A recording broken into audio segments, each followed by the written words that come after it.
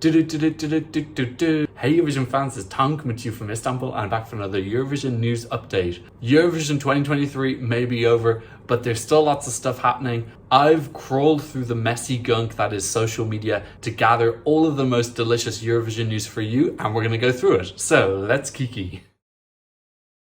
So much Eurovision news for you today. Oh wow, I've just got like so much. Usually make a comment about how toxic whole social media is. It really was absolutely unbelievable after the Eurovision final. My god, it was the most toxic I've ever seen it. This seems to be like a yearly tradition now where after the Eurovision final has ended, all the conspiracy theories come out and all the infighting starts, and for like 2 or 3 days on Twitter, it was just absolutely and utterly unbearable, just really, really negative. I've got my mic on now. Yeah, it's a yearly tradition that I would be very happy to get rid of. In any case, I got my most radioactive proof suit on and I waded through and I found the best and juiciest stories, so we're going to go through them. One of the first stories is about Cyprus having a new national finals. From what I've heard, this is going to be just artists only. So in the same way that Israel used to do like an X Factor and then the winner would get a song, it sounds like it's going to be a similar thing to that. They actually did this before in 2015 where John Kirianis won, but then actually they used 2 of the other finalists in 2016. They used -1,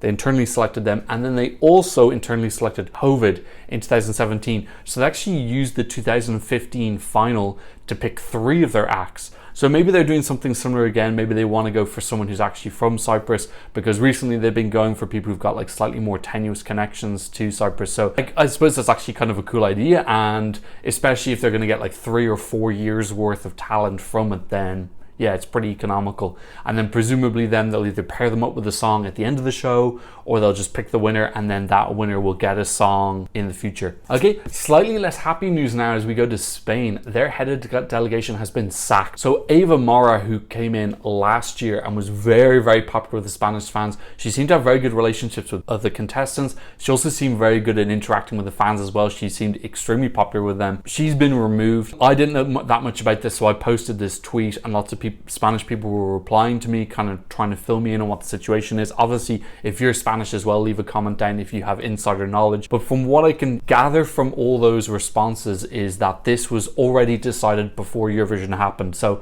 I saw this and just immediately assumed it was because of the result. Obviously, Blanca only got 5 points with the televote, which put her last place. Spain still got 17th, which is their second best result since Ruth Lorenzo in 2014. So like, it's still their second best result in quite a long time. But yes, apparently there was some infighting behind the scenes or something like that in RTVE. Apparently the culture there is not particularly great. So they've brought back Ana Maria Bordas, who was involved with the Spanish delegation from 2017 till 2021. Keeping in mind the results during that time were 26th, 23rd, 22nd and 24th. So look, as an outsider, this doesn't make much sense. You've had a woman who's come in and she's gotten 3rd place with an incredible performance, and then she's gotten 17th with what I also felt was an incredible performance. Look, it didn't completely work. It was a risk that they took. I still think it showed off Spanish culture in an incredible way. I totally want to go visit Spain after seeing that entry. Like, I think that's also part of what Eurovision is showing off your culture. It's not just about getting a certain placing. So, but yeah, it appears that there's fighting going on the inside. For some reason, they've brought this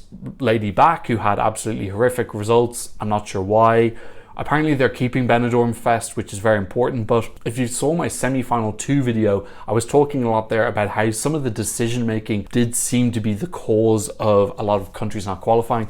Greece, Georgia, Denmark. You can have a good song and you can still mess it up. So these decisions really do have a big impact. So to think that just because Benidorm Fest is there, everything's gonna be okay, hopefully, but yeah, it's kind of sad because this doesn't seem like the decision that's best for Spain. It seems like it's a decision that's best for certain people within the Spanish delegation, as opposed to what's going to get them the best results, who are the best people to move them forward. So yeah, look, I was pretty sad about this. Spain has become really one of my favorite countries to follow now since their turnaround. You know, I used to follow them in the past all the time, but it was always kind of like a little bit of a car crash element to it.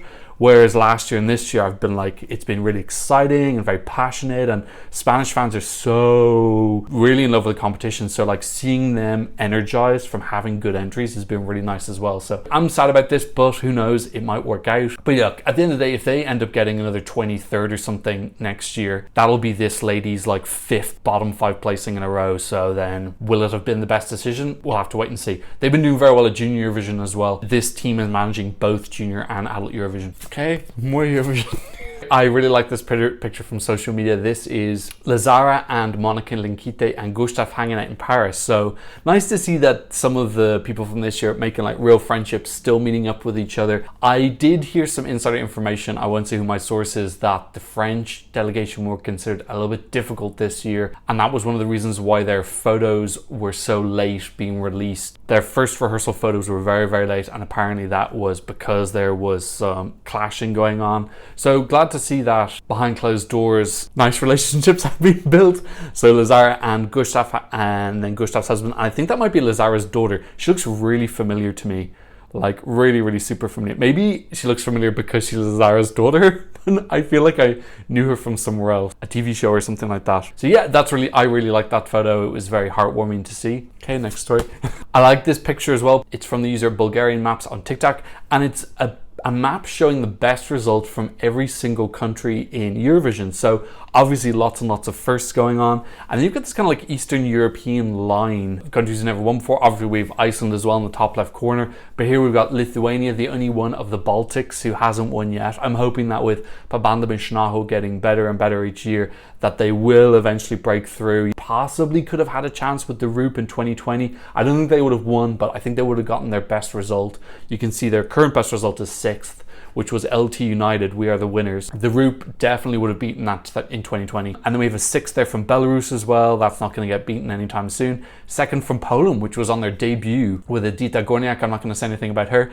6th place for Czechia. I think Czechia are kind of really excellent. It's weird that we have such an excellent delegation for a country that cares so little about Eurovision. Like Eurovision is really low popularity in Czechia in general, but their delegation absolutely kills it. 18th for Slovakia. That's one of the worst there, but obviously they're not in it. So that's a 4th place for Hungary, I think. Wow, 4th. Hungary never been top 3. That's a bit surprising. 3rd for Romania, 3rd for Moldova. I think Romania have come 3rd twice. Let me try and Playing with Fire.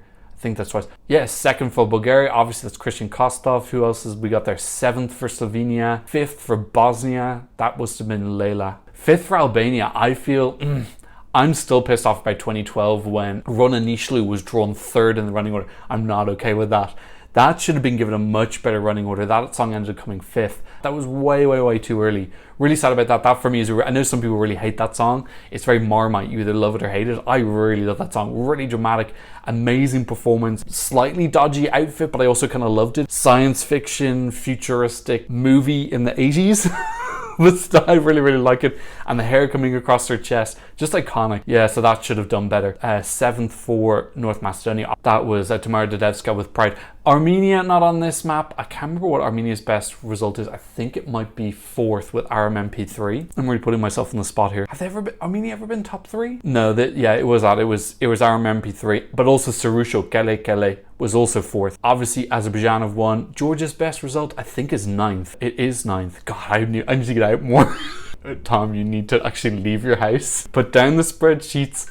Leave the house, please. Yeah, they've come 9th twice, 2010 and 2011. They started so strong. 12th, 11th, 9th, 9th. And then really just kind of going downhill from there. And then Australia have come 2nd. So yeah, those were left out of the map for some reason. But other than that, you can see pretty much everyone's won. Which of those countries who's never won before is going to win first? I actually am probably going to do a video about that. And also you can see on that map that Malta are surely somewhere down there, and they'd be 2nd as well. And so would Cyprus. They'd also be 2nd. I feel like Iceland are probably closest. I actually feel like Czechia are kind of on a good trajectory as well, and I feel like Armenia really, really want it. So they're probably the 3. Obviously Bulgaria's out. So yeah, those are the 3 I think are competing the strongest to win. Okay, next news story. I like this picture from Fiction Feels Good. They were saying that the only people who've won from single digits in Eurovision the last 25 years were Lorraine, who won from slot number 9, Serta Berner, who won from slot number 3, which is the home girl here, and Dana International, who won from slot number 8. Someone also pointing out to me as well that when Serta Berner won in 2003, they did the recap backwards apparently. So they went from the last song to the first song. I'm not sure if that would have made a big difference, but in the end, she only won by, did she win by 1 point or 2 points? It was very close.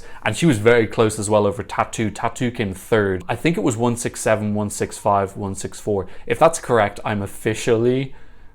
I need to leave. Like, if I actually remember the points. I did watch it recently though, so that might be why I remember it. But yeah, like, awesome that the only people who were able to win from single digit slots were these 3 women, so that's awesome. Okay, on to the next news topic. Now, when it's a slow news day, sometimes you gotta make your own news. So I posted this existential question poll where I looked at what would you do if you were like to see the results of the 2024 grand final? Would you look at those results? If they were in an envelope in front of you presented, you can look and see first, second, third, all the way down to 26th, but then the show's gonna be ruined for you. Now, obviously, so I put up 3 options. Yes, but only if I could bet on it and make an absolute fortune. Yes, even if I couldn't make a fortune, and then no. So nice to see that the majority, 54.4% of people chose not to open that envelope, myself included.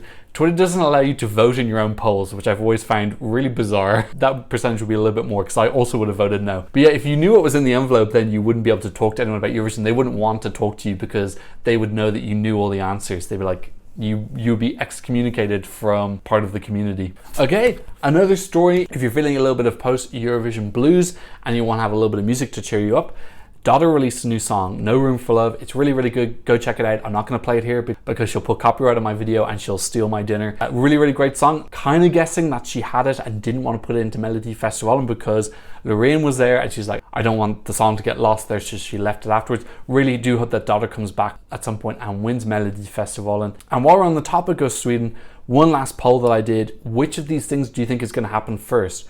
Ireland winning their 8th Eurovision, Sweden winning their 10th Eurovision, so 3 more, or Ukraine winning their 7th Eurovision, 4 more. So I did that poll, almost 60% of people saying that they think Sweden will win their 10th Eurovision, 26% of people saying Ukraine will win their 7th first, and then 15% of people think Ireland will win their 8th. So not many people having belief in Ireland. Me personally, I would actually put my money probably on Ukraine. I do think Sweden are obviously super strong and consistently finishing top 10, but I think to get that like really, really super special thing, really 2 of their 3 victories in this since 2000 have been Lorraine, and then they had one Zemulov. And generally, yeah, I just think Ukraine sent more out of the box stuff, which I think has a better shot to win. I would bet on Ukraine if I had to pick out of those 3 options, but we might have to wait another 20 years to find out the results of the polls. It might take a while to find out who was right. Okay, that's a roundup of all the latest Eurovision news. Let me know what you think in the comment section down below. A couple of shout outs. Thank you to people who've been sending me super thanks on YouTube. Thank you to Kate Wesley, Alican, Indie Girl, Victoria, Zlatko, Damir Dominkovic, Rick, Louise Palmer, who helped me fight off bots when I used to do my live chats, Eurovision Investor, and Rob Tierney. Thank you so much for your support. And also want to say a couple of thanks to people who've been supporting me on Buy Me a Coffee. So thank you very much to Lena, Aoife G, Bran Riles, and Megan, who actually met in Euroclub on one of the nights I went to Euroclub in Liverpool. I do have a couple more shout outs to do, but I will do them after I have updated my spreadsheet. But thank you to everyone for supporting me. Obviously, I appreciate it hugely. Thank you so much. If you do want to support me on my content creator journey, I'll leave links in the description. But obviously the main way to support me is just watching my videos, so thank you so much for watching. If you do have a comment, please leave a comment in the comment section down below. If you like this analysis video and you want to see a couple more, I'll leave a couple of them for you here to look at. Don't forget to give me a thumbs up, and thanks so much for watching. See you in another Eurovision update video very soon. Goodbye. Blah, blah, blah, blah.